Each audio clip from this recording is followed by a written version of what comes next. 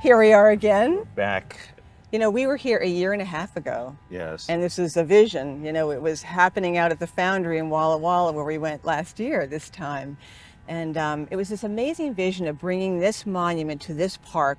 It's really important that the Embrace is on the Boston Common. Yes. America's first public park and a place that people come to celebrate and to protest, and where the American Revolution began. So it's so exciting. And we talked about that the last time we got together, about the importance of people seeing representation of themselves in a place like this. Not just the Kings, but the 65 civil rights activists that Boston grew over the years.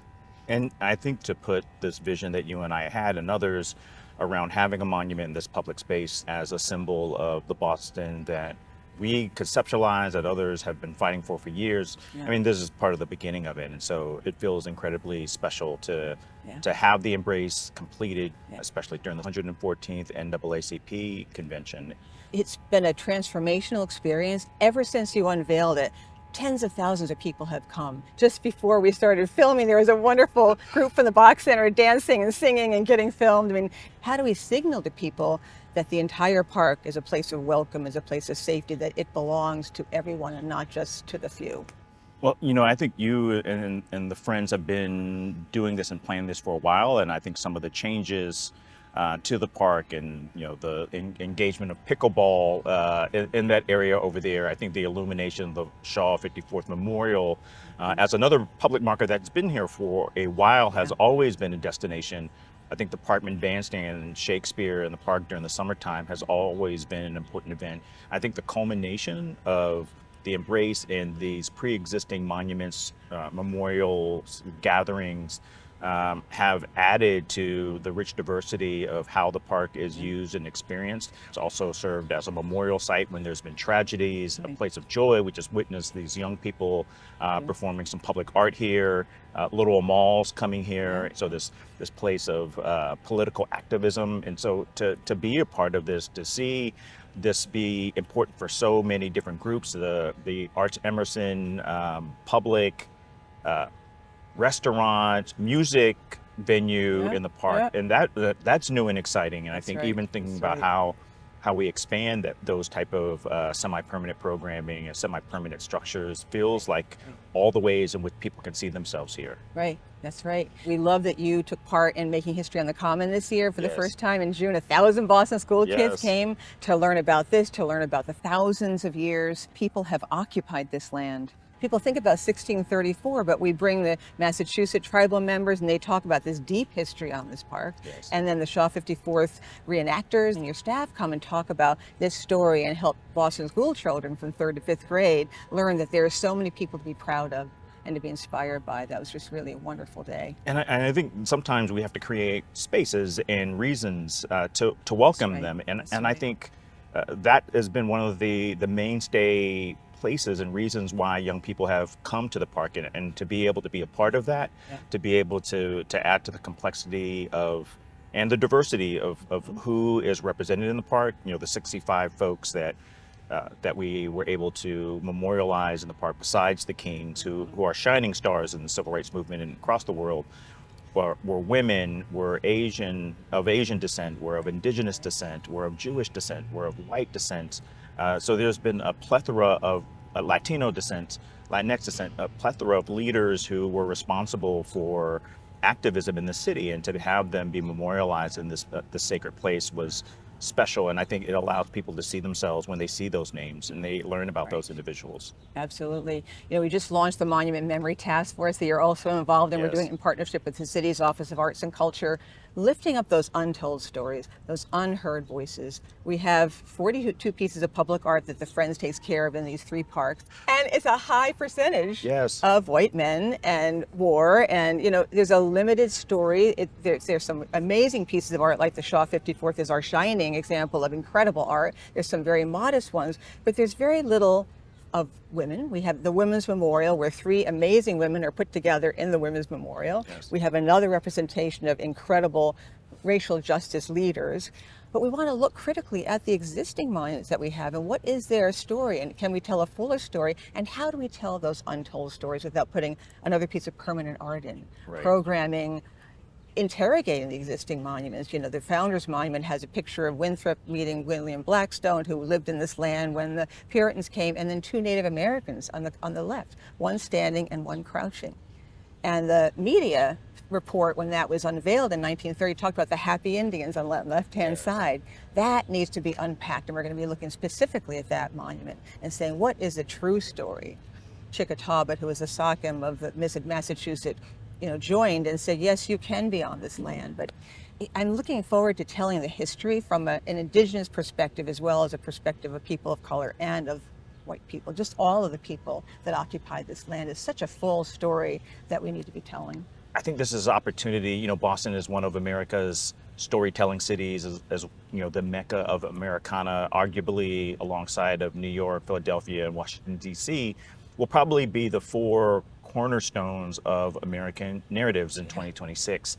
And I think Boston is poised to tell a holistic narrative about America. 250 years later, we're also telling stories of indigenous culture, Black culture, Asian culture, the myriad of cultures in Boston, not only in our founding, but throughout our city's history.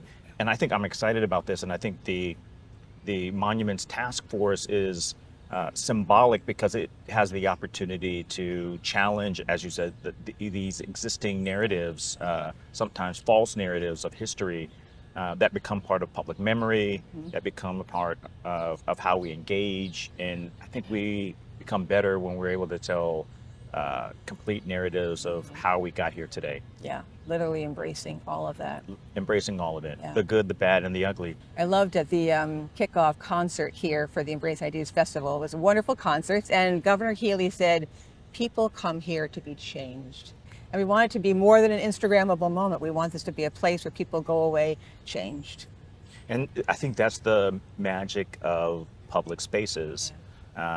Because they belong to all of us, there's always an opportunity for us to engage with different elements of the public. And I think through that engagement is how we learn more about not only ourselves, but others in our community, to not just be a bystander, but fully participate. And I think that's the power of this place. That's right.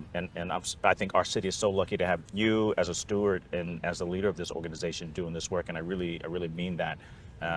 Through this last 18 months, I've grown so fond of you and such a huge admirer of your work. I feel that way about you and about the work. It's just been transformational, and it just feels like such a gift for all of us. It's a village that does this, and true equity is reciprocity of showing up. This is a wonderful place. It's truly integrating our lives, and knowing that we belong to one another means not just saying you are welcome here, but welcoming ourselves into other neighborhoods that we're not comfortable or are used to going to, or let's just make those boundaries disappear, because that is the promise of green space, open space, public space. It belongs to all of us.